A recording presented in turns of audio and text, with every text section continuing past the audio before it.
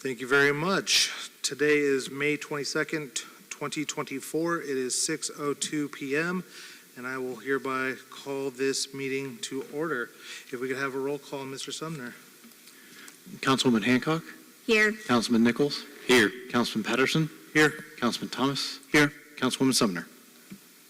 Councilwoman Sumner is missing. Katie, do we have anybody for the pledge today? No, sir. In that case, will you all please join me in the pledge? I pledge allegiance to the flag of the United States of America and to the republic for which it stands, one nation, under God, indivisible, with liberty and justice for all. Thank you. We have no presentation scheduled. Todd, do we have any public requests to speak on topics not on the agenda? Not online. Is there anybody here in the room that wanted to speak on a topic that is not on the agenda? No? Thank you very much.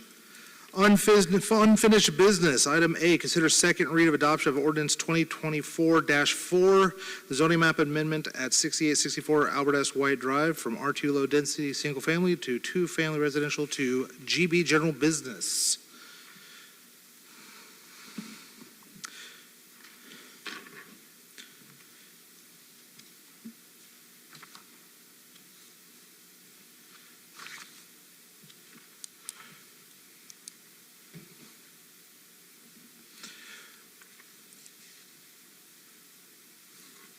This is that section on Albert S. White that was going to be cohesive with the rest of the outlying area?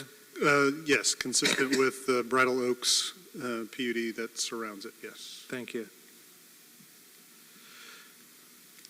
We had a presentation last time regarding this item. Does anyone in the room have any questions about this ordinance or need any further clarification?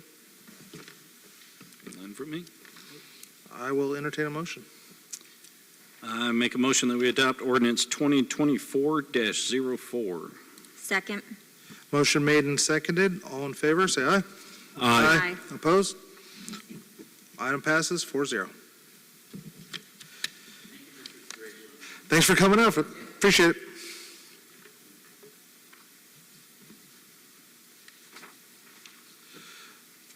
All right. Item 5, there is no consent agenda, so item 6, new business. Consider approval of resolution 2024-8, amendment to the White Sound Comprehensive Plan and Park Master Plan concerning the updated zone improvement plan. Mr. Cornett. Good evening, Council.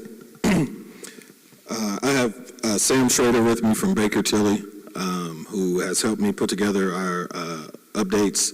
We've been working on this plan since April of 2023. Just came to completion in April of 2024. This coincides every 5 years. We do an update of the park impact fee structure. And I got Sam Schrader just to tell you a little bit about high level, really quick, about what our impact fees are. And then I did give some updated maps that are currently showing some metro areas around us that have updated and some that will update here soon. So. Thanks, Dominic. Good evening, Council. Again, my name is Sam Schrader with Baker Tilly Municipal Advisors. We've been working hand in hand with Dominic and the Impact Fee Advisory Committee over the past year. It's crazy it's been that long. I know you guys have the zone improvement plan attached to the agenda. My intention this evening was just to kind of go through a high-level overview and just allow any questions that you may have on the impact fee, the process, anything you have. So just to be as informal as possible, please interrupt me if you guys have any questions along the way. Just to jump into it, though, the purpose of impact fees is to address additional demand on the park system created by new residential development and the accompanying population growth. So therefore, impact fees can only be spent on new inventory to facilitate that growth in the new population.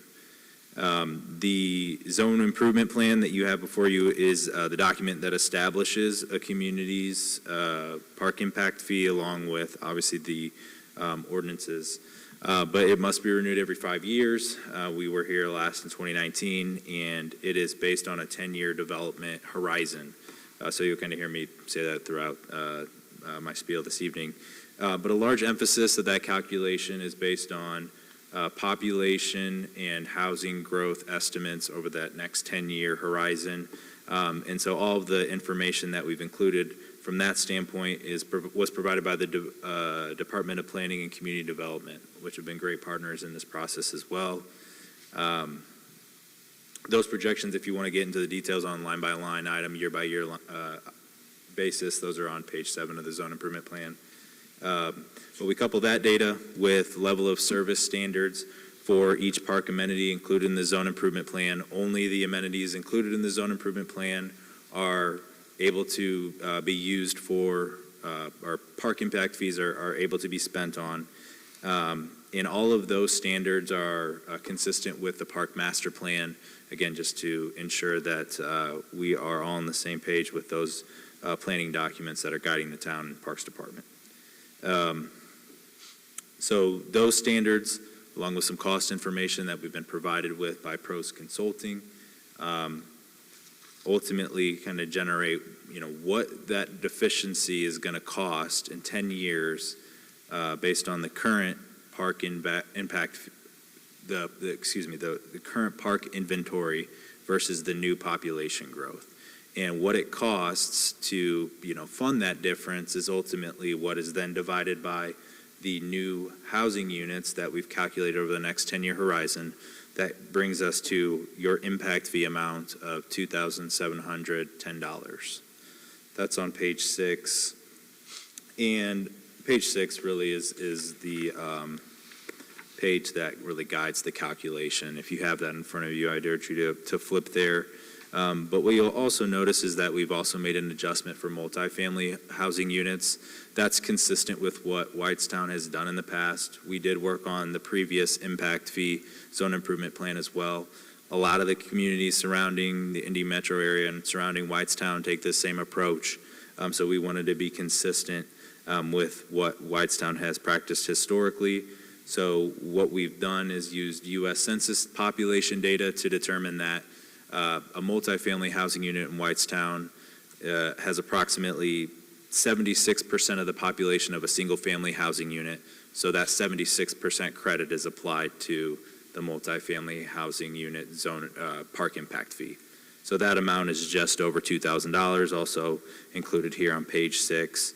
But lastly, I know Dominic provided the comparison of where Whitestown's park impact fee was, where it's proposed to be from 2024 through 2029, and the neighbors of Whitestown. So you can see there's a lot of factors that play into where communities shake out on that list. A lot of it has to do with how recently they've renewed the park impact fee. Since it's such a, it's a 5-year process, there's a lot of variables that change in 5 years, obviously, that you are all aware of. But with that, I'd just like to open it up for any questions that you may have for me. But again, just appreciate the opportunity. I know this is the last step of the process, and we, again, are just appreciative of the opportunity to serve Whitestown. I'm just curious, is there a prohibition on making these things indexed to inflation? I mean, the 5 years, there's a big difference in $1,511 in 2019 and now, but we seem to keep setting numbers. I don't know that I oppose, I'm just curious if there's a reason. So what our zone improvement plan does is kind of identifies what the maximum amount is that you can charge. There are several communities that phase in that amount over a 5-year period, or however many years. They can do a 3-year period. It's really up to them. You can do that to, again, kind of incrementally grow that amount. The other way we kind of sometimes see inflation included is applying that to the cost projections on an annual basis, which would then, again, grow that, that gap that would need to be funded in order to facilitate the population. So those are both a couple ways that some communities do. Neither of those approaches were considered for this update. but it's something we can certainly consider moving forward for Whitestown. I don't know that I object to how it was done. I was just curious Yeah. why that's not done. Great question. Yeah, it's a long, I mean, think about 2019 versus now. I mean, there's a lot. Very different world, very different world. To say the least. This plan was also presented to the Planning Commission last week and passed with a favorable recommendation from the Planning Commission as well.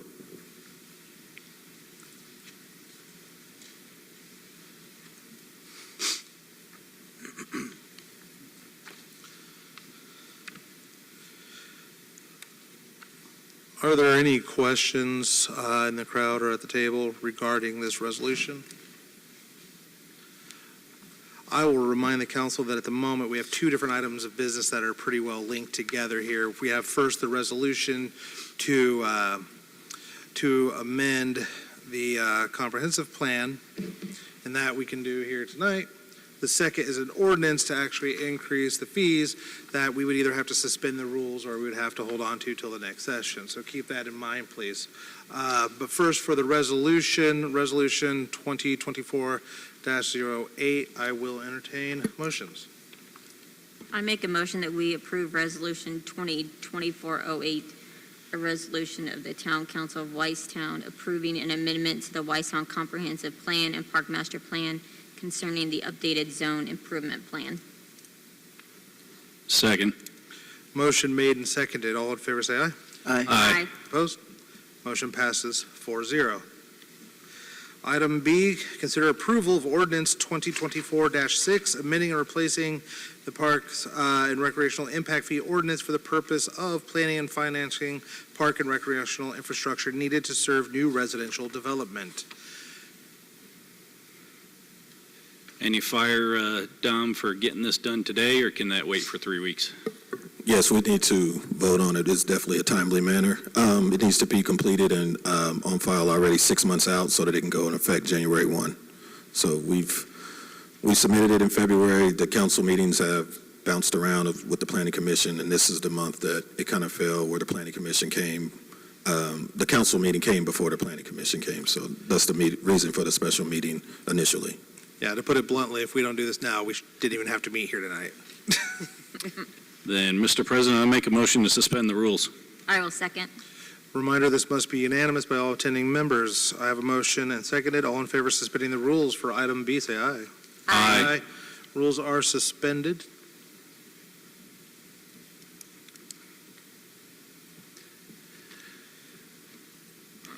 Are there any further questions for Dom regarding the ordinance itself? We have Hand somebody in the back. I don't know if we're open to that yet, or... Is this regarding this item? Please come up and make sure to state your full name. My name is James Buck. I live at 5285 Oak Knoll Drive, fairly new in development. The only question I had was, is the ordinance applied to just new closings of homes? It does not apply to existing homes in any way. It's just that's one thing I was trying to figure out is how these funds are raised. Yes. Great question, and that is correct, but Dom, you're more the subject matter expert. If you'd like to address the question, please. Yeah, it's a great question. I meant to cover this. It's usually, the fee is usually charged anytime a new building permit is pulled. So it's only on new residential housing units. When they're built. When they're built, yes, not when they're sold. And that would be, Do you have any follow-ups for that? Thank you so much for the That was question. a good and question. if I'm correct, these would be new homes starting in January, because this is when this new rate would go into effect. 6 months from whenever the Okay. ordinance is adopted, correct.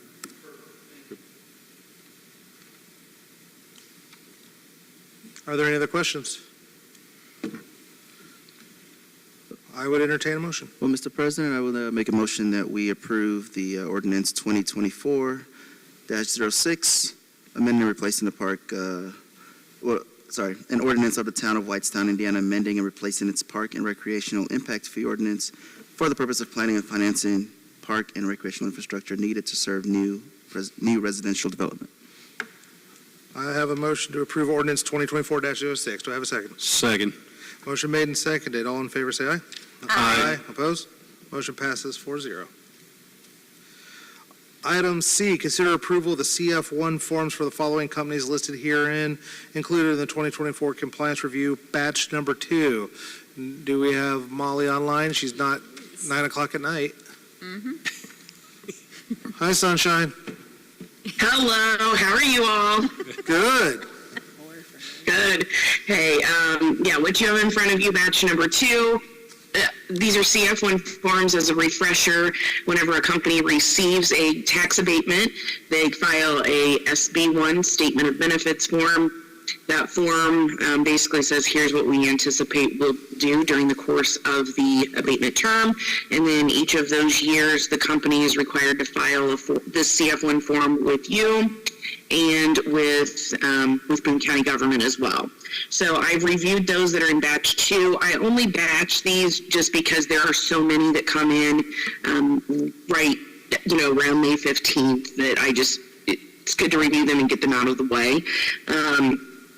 Most of these that are in this particular batch in front of you, these are spec developments. So technically, those companies that have, if they've not even constructed the building yet and there's nothing to assess, therefore there's nothing to abate. Technically, they don't even need to file a CF1 form, but a lot of companies will do this. I'll still review it, still log it. It's good to know, good to track the information. So I have still included those. There is one on there that the building was constructed. However, they did not have a tenant in 2023. And these are looking at calendar year 2023 only. So we're not looking at what they've done in the past 5 months.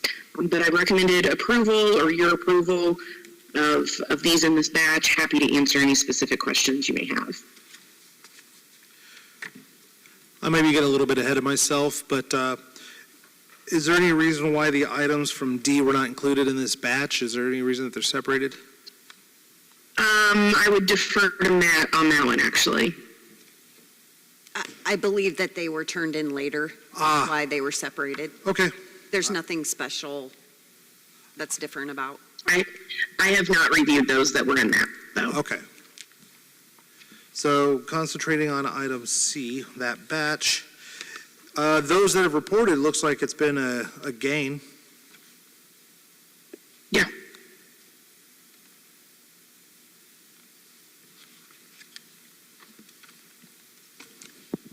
Hey, Molly, the 3 City Mark ones that we have, are they Yes. for all 3 different spec buildings or 4 different spec buildings? Correct. So Correct. they're not occupied at all in 2023. Do we know if any of them No, they are were not. occupied this year so far? Do we know? There may be one, but I do not know off the top of my head. Would be happy to check in on that and get you an update, though. Okay, thank you. There's just a lot of square footage and 4 buildings that are just sitting empty. Those 4 have not been constructed yet. Okay, so it's just ground. Okay, Correct. thank you, Todd.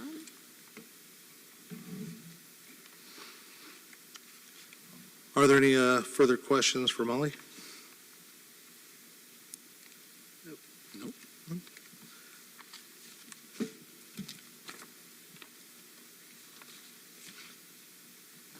I would entertain a motion. Mr. President, I move to approve the CF1 forms as presented in item C. I will second. Motion made and seconded. All in favor, say aye. Aye. Opposed? Pass. Approved 4-0. Which leads us to item D, consider approval of CF1 forms for the following companies: Crest 3930, Crest 3921, and Exeter.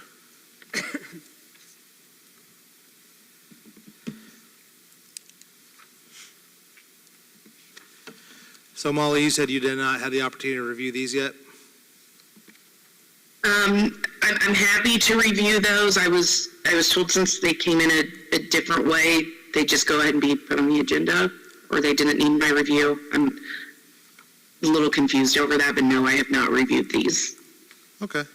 I think, Matt can correct me if I'm wrong, I think, Matt, you sent these to us, so we were assuming that the clerk treasurer's office had reviewed them? No, that is incorrect. We received them in the mail in my office. They were mailed to my office, so I had them brought over to you. Okay. So they were received by the clerk, they were handed off to the town, there was a little bit of miscommunication, no one's actually reviewed them yet, is what I'm hearing here. Okay. Maybe we just hold them over to the next meeting? That's what I Yeah. was thinking. Yep, I think Mr. we table them and let Molly with the EDC review these before we vote on them. We definitely have others that will be coming. That's fine, we can add them to batch 3. There's probably Add 'em to another batch 15 3. to 20 of them that are yet to come. Now, I have a question. Is there a deadline for these to be submitted, or is it just something, an ongoing thing throughout the year? No, they had to have them submitted by May 15th. May 15th, but some are Which is- just still in the mail on the way in. That's what it is, right? Say that again? Some are still just on their way in. They're en route.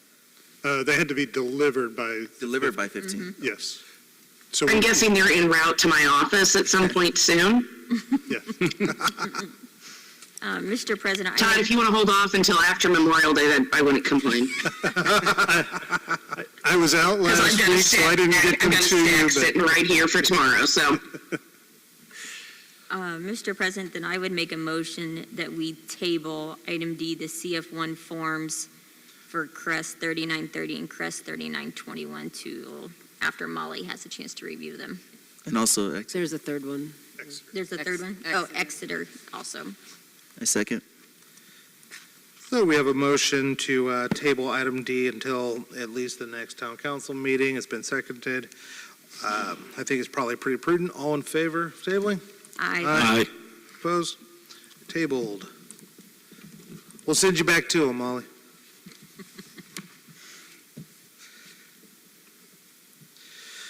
Item E, consider approval of ordinance 2024-07 to join CERTA, Central Indiana Regional Development Authority. Katie, I believe this is yours? Yes. So what we're asking tonight, council, is to basically have a seat at the table with CERTA. CERTA stands for the Central Indiana Regional Development Authority. There's no membership or fees to the town from its community members. Membership provides a vote on issues that concern regionalism, including how CERTA funds are used. Fully funded by state and federal grants. Awarded and currently administering a $1 million EPA grant that opens the door to $5 million in federal implementation grants. So this is an opportunity for Whitestown to have a seat at the table with our neighbors, Indianapolis, Zionsville, Carmel, Noblesville, Lebanon, and try to get more grants through the state and the federal government. Being a part of this organization, it also gives us a seat at the table with the bigger towns and cities to help make decisions, since we're all basically in the same region of central Indiana. This entity is also responsible for administering the IEDC Ready Grants, the 2.0 Ready Grants. They're actively seeking federal funding, and a third of the state's population actually participates in CERTA. So this is very important for Whitestown to get a seat at the table, start making a name for ourselves, and try to receive further grants and things from the federal government and the state. So this is a great step forward.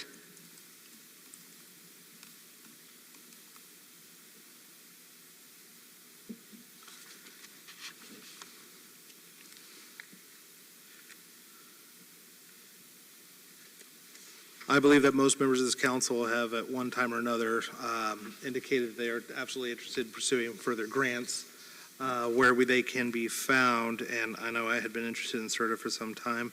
It is my understanding that if this ordinance should be passed, that the item F, which is the resolution, is required by CERTA to be passed after the ordinance is passed. Is that accurate? Yes. Now, this is an ordinance, so by rule, there needs to be a second reading on it. Are we under any sort of clock as far as these grants to wait until the 12th?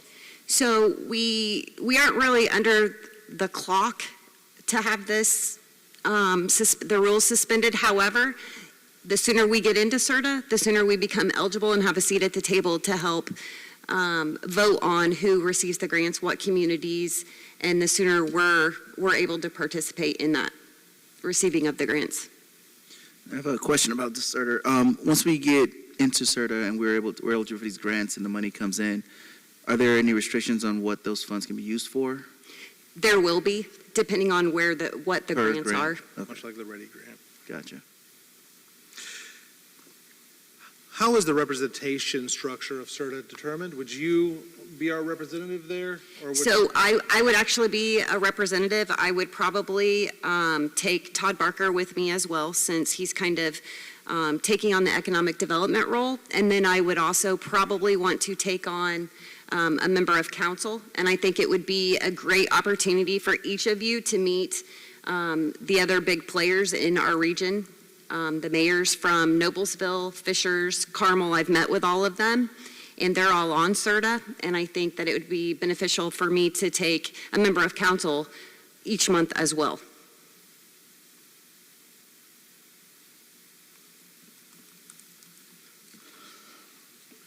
Are there any questions or statements from the audience regarding this item?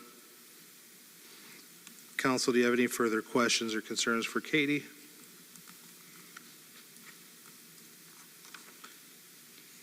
Looks like they meet monthly, but their website hasn't updated since April 17th meeting. So We have no idea. it's not helpful for when the Upcoming next meeting is. Yeah. Right, I'm in talks with their executive director, and she's going to get me a meeting scheduled. They haven't updated their website, but I think there is possibly one in June. If not June, there is one in July. Do you have any idea what time frame in June it might be? I do not. I mean, I'm all favor of suspending just so we can, not knowing when their possible meeting is, I would hate to miss joining. Have to Yeah. wait another month. Yeah, and I can't seem to find anything updated anywhere else on when their June meeting is, but I also don't want to miss a seat at the table for a month if they're processing grants now. So I would make a motion then to suspend the rules. I will second that. Motion has been made to suspend the rules for item E and seconded. All in favor of suspending the rules for this item? Aye. Aye. Opposed? Okay. The rules are suspended. Mr. All right. President, I will make a motion then that we approve ordinance 2024-07 to join CERTA. Second. Motion made and seconded to approve ordinance 2024-07. All in favor, say aye. Aye. Opposed? Passes 4-0. Which brings us to item F, which is consider adoption of resolution 20, got a plan to catch? 2024-09 for CERTA preliminary strategic plan. Katie? This just goes along with the ordinance. It's the same package that CERTA requires council to pass.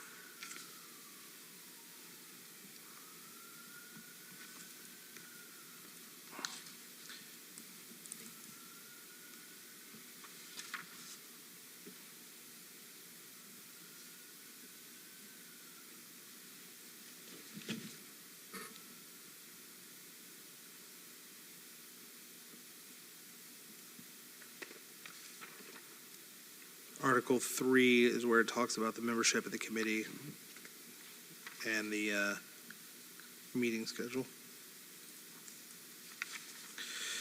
And it is my understanding that they go hand in glove. Doing one, you have to do the other. Correct. Do we have any questions or concerns about this resolution for the council? Hearing none, I would entertain a motion. Mr. President, I make a motion to adopt resolution 2024-09 for the CERTA membership. I will second. Motion made and seconded to adopt resolution 2024-09. All in favor, say aye. Aye. Opposed? Passes 4-0. Brings us to item G, consider sub-recipient agreement with Greater Indianapolis Chamber of Commerce for Hattie's 180 Makeover Grant. And we get to bring you back at the end anyway. Happy to be here. All right. So what you have in front of you, it's the same version of the contract that you've approved for the original Hattie's Coffee House project and LA Cafe. So as a refresher, this is for the 180 Makeover program. This is part of Ready 1.0. The program was called was called 180 Makeover, and the intent was for downtown revitalization for for-profit businesses to make interior and exterior improvements to their buildings. You approved back in March, you approved the first kind of round of funding for Hattie's. Kira had applied for a very small extension of her parking lot, I want to say about 3 spaces. You approved that, we got everything kind of going with paperwork. Then at the same time, the second round of funding came in.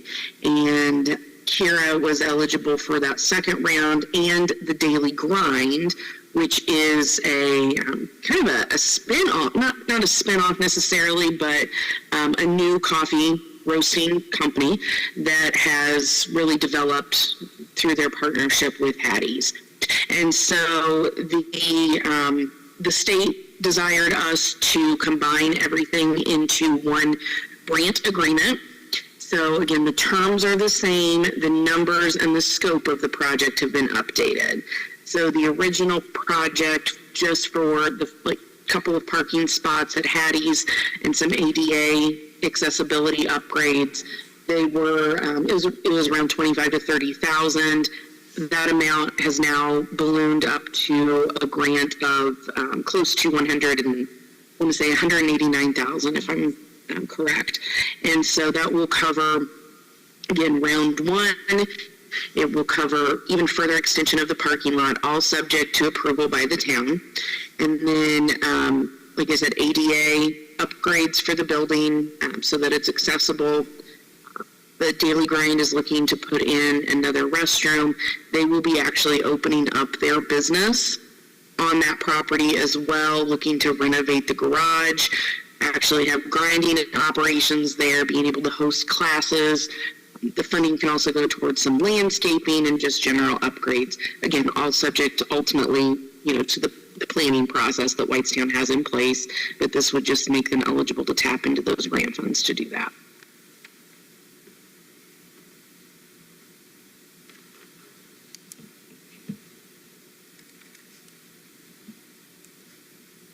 And Molly, if I'm correct, as I'm reading this, we don't have to put up any money because we're using the sidewalk improvements as our match. Correct. So the sidewalk improvements that you already made, probably, a year ago, those we've been able to count as the match, so that checked that match requirement. And then the private business owner, so Hattie's and the Daily Grind, have had to put in private dollars as well in order to help us meet those requirements. Does this nullify the previous approval or just consolidate it?